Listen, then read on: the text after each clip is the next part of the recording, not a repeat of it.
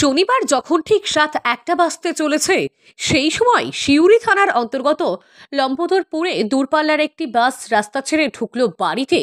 নিয়ন্ত্রণ হারিয়ে রাস্তা ছেড়ে ওই বাসটি একটি বাড়িতে সজোরে ধাক্কা মারে।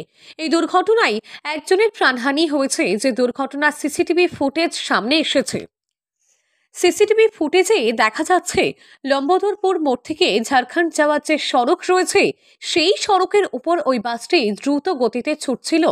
আচমকা বাসটি নিয়ন্ত্রণ হারিয়ে নিজের সাইড অর্থাৎ বাদিক থেকে ডান দিকে টার্ন নিতে শুরু করে।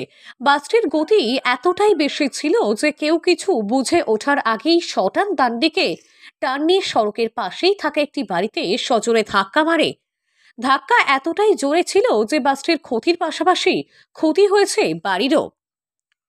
এই দুর্ঘটনায় ওই বাস চালকের প্রাণহানি হয়েছে। বাসটিতে মোট 50 জন যাত্রী ছিলেন, যাদের মধ্যে 14 জনকে চিকিৎসার জন্য আনা হয় সিউড়ি সুপার স্পেশালিটি হাসপাতালে। বাসটি বিহারের ভাগলপুর থেকে কলকাতার বাবুঘাট যাচ্ছিল বলেই জানা গিয়েছে। তবে তার যাত্রাপথ শেষ করার আগেই সিউড়িতে এমন দুর্ঘটনা। ভয়ঙ্কর এই দুর্ঘটনায় বাসের যাত্রীরা আহত হওয়ার পাশাপাশি চালকের প্রাণহানি এবং যে বাড়িতে ওই বাসটি ধাক্কা মেরেছে সেই বাড়ির একজন বয়স্ক ব্যক্তিকেও সিউড়ি সুপার স্পেশালিটি হাসপাতালে চিকিৎসার জন্য ভর্তি করা হয়েছে।